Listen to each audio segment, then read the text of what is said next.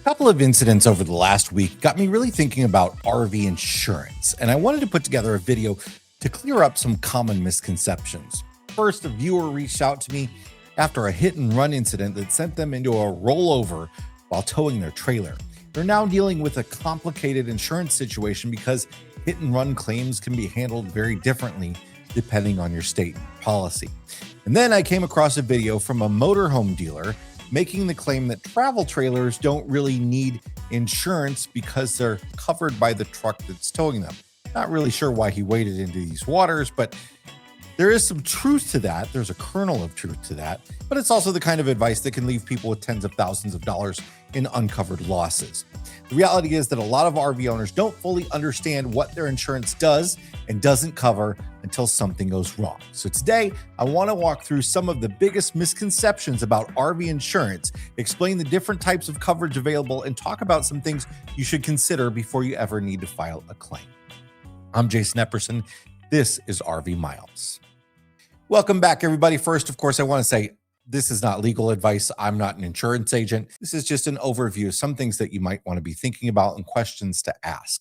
So let's start with probably the biggest misconception I hear. My truck insurance covers my trailer. And the answer is yes and no. When you're towing a travel trailer or a fifth wheel down the road, the liability coverage from your tow vehicle generally extends to the trailer. So if the trailer swings into another vehicle, damages property, or contributes to an accident, your truck's liability coverage is usually what comes into play. But liability coverage is designed to protect other people from damage that you cause. It doesn't necessarily protect your trailer. Let's say a tree falls on your RV when it's in storage. Let's say somebody steals it. Let's say a hailstorm destroys the roof. Let's say you back into a concrete post and tear the sidewall open. Let's say your RV catches fire while sitting in your driveway. Those are completely different situations, and that's where RV-specific insurance becomes important. And if you have a loan on your RV, your lender is almost certainly going to require that you have RV coverage and probably substantial comprehensive coverage. They want the RV itself protected because until that loan's paid off, they have a financial interest in it too. So let's talk about the basic types of coverage. Liability, collision, and comprehensive. Liability covers injuries or damage that you cause to other people. Collision covers damage to your RV when you hit something. Comprehensive covers damage caused by things other than a collision. So the easy way to remember it is collision is when you hit something, comprehensive is when something hits you. You back into a tree, collision. You clip a fuel island at a truck stop, collision. A hailstorm destroys your roof, comprehensive. A tree falls on your fifth wheel, comprehensive. Now, that's the easy part. The next thing that many owners don't realize is that your RV isn't always acting like a vehicle. Sometimes it's acting like a home. When you're parked at a campsite for a week, a month, or an entire season, the risks change. Let's say a guest trips over your campsite rug and breaks an ankle. Someone falls down your RV steps. Your awning comes loose during a windstorm, and then it blows over onto your neighbor's motorhome and damages it. Your dog bites someone at the campground. Those aren't really vehicle accidents anymore. Those are the kinds of incidents covered by what many policies call vacation liability coverage. And this is one of the biggest differences between ordinary auto insurance and insurance designed specifically for RVs. Usually, vacation liability is included, but it could be at very low limits, maybe $10,000. And it might not cover more than a couple of weeks of travel. So that's why more than full-timers might want to consider full-time RV insurance. A lot of people hear full-time RV insurance and think, well, I don't live in my RV year-round, so it doesn't apply to me. Maybe, maybe not. Every insurance company has its own definitions and requirements. Some define full-time based on the amount of time you spend in the RV each year. Others focus on whether it's your primary residence. And that's why it's important to be honest with your insurance company about how you actually use your RV. If you're a snowbird spending 6 months in Arizona every winter, if you're working remotely from the road for extended periods, if you're spending most of the year traveling, you should have a conversation with your insurer about whether your current policy accurately reflects your lifestyle. The last thing you want is to discover after a claim that your insurance company thinks that you're using the RV differently than you do. And full-time RV coverage can offer some coverages that you might want to have if you're using your RV a lot. We don't full-time travel anymore. We got off the road full-time about 3 years ago, but we travel enough that I feel it's worth it to have full-time coverage still. We're insured through Progressive, and for us, it's about $30 a month additional on our policy for full-time RV coverage. Some insurers have it, some include it, some don't, some vary from state to state. Insurance is really weird because each state, essentially, it's a different company that you're working with. Even though you're hearing Progressive or State Farm, you're actually working with a different company from state to state because of the various state laws. Full-time policies often include protections that resemble homeowners insurance, including expanded liability protection and some other coverages associated with living in the RV, like protecting the things inside it, because your RV itself isn't the only thing that has value. Think about everything you probably have on board right now: camping gear, generator, laptops, tablets, cameras, fishing gear, tools, outdoor furniture, Starlink, maybe bicycles, maybe thousands upon thousands of dollars worth of personal property. Many policies include some level of personal effects coverage, but the limits can vary significantly. Sometimes possessions are covered as part of your homeowner's insurance. But again, this is where we feel having full-time RV insurance is valuable. It covers our possessions. If someone stole everything out of your RV tonight, would your policy cover it? And if it would, how much would it pay? More in a moment, but first, this episode is sponsored by RVmattress.com by Brooklyn Bedding. Get a real mattress for your RV instead of the cheap piece of foam that it came with at RVmattress.com by Brooklyn Bedding. They sell real mattresses and all the odd sizes RVs require, like short kings, Olympic queens, and odd bunk sizes, different thicknesses, and more. Their mattresses are toxin-free, they're made in their factory in Arizona and shipped to you vacuum-sealed wherever you are. You just unwrap them and let them expand. They have a 120-night sleep trial, free shipping, and a limited lifetime warranty. But the best part is that the RV Miles community gets 30% off. It's the best deal they ever offer any day of the year with code RVMiles at RVmattress.com/RVMiles. That's RVmattress.com/RVMiles with the code RVMiles at checkout for 30% off. Another area that catches people off guard is uninsured and underinsured motorist coverage. So let's go back to that viewer who contacted me about the hit and run rollover. One thing that many RV owners never think about is what happens if the other driver doesn't have insurance or doesn't have enough insurance or disappeared. In their situation, there's no perpetrator that they can prove caused the accident, and they only have liability and uninsured motorist coverage, no collision. But the insurance company is trying to deny that uninsured motorist coverage because the person who caused the accident is unknown. You can do everything right. You can drive safely, you can maintain your RV, you can follow every rule and still end up dealing with someone who doesn't do all those things. Uninsured and underinsured motorist coverage can provide important protections in situations like those. But exactly how it works does depend on your state and your policy. Okay, I think it's important here to add something that confuses a lot of RV owners. Insurance and warranties are two completely different things.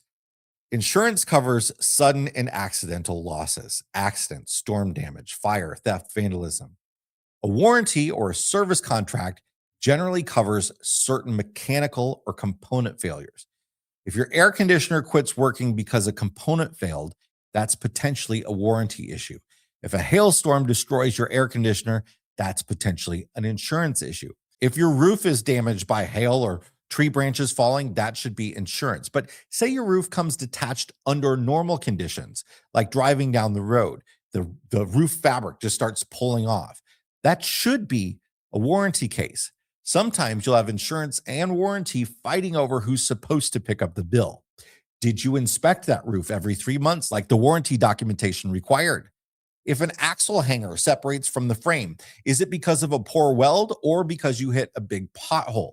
Can you prove anything? Unfortunately, these things can get sticky and sometimes require lawyers to get involved because insurance companies and warranties, there are always people that don't want to pay. Now, let's talk about one of the biggest financial surprises people experience after a total loss. How much is your RV actually worth?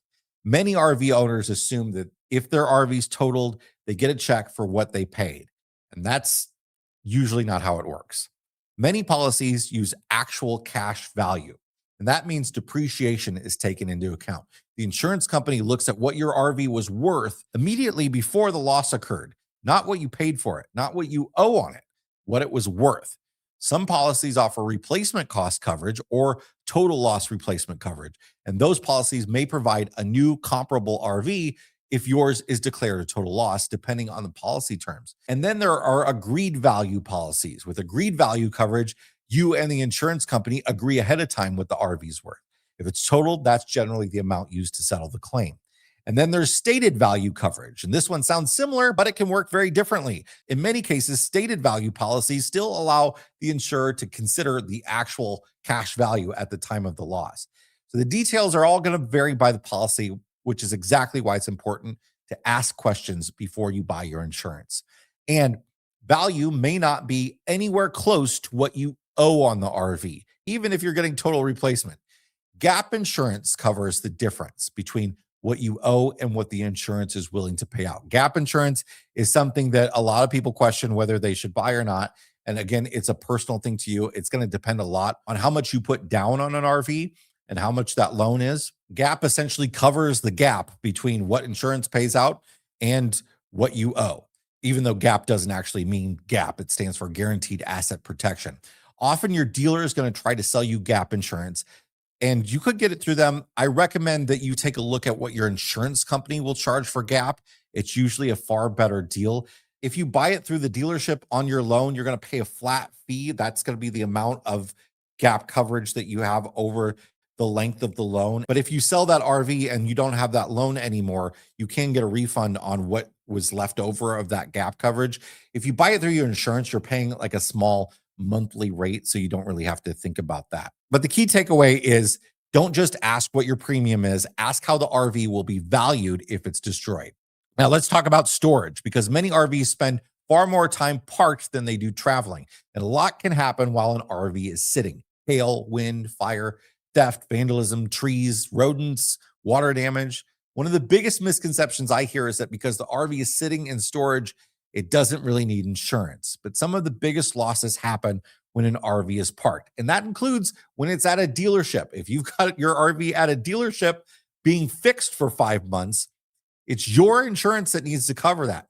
Tornado goes through that RV dealership, it's your insurance that covers it, not theirs.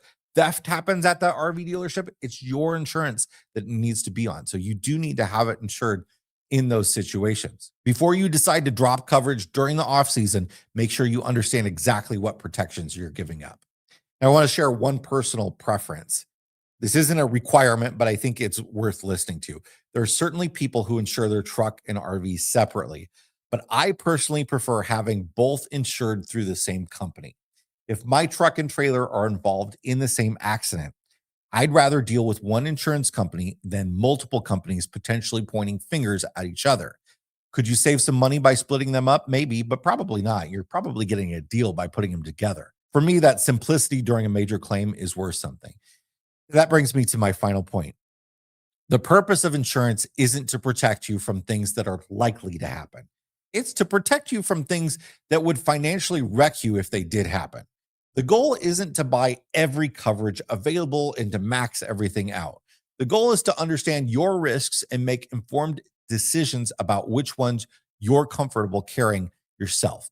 Every RVer is different. A weekend camper has different needs than a snowbird. A snowbird has different needs than a full-timer. Someone with a paid-off 20-year-old travel trailer may make different decisions than someone with a brand new $250,000 motorhome. So take some time to review your policy, talk with your agent.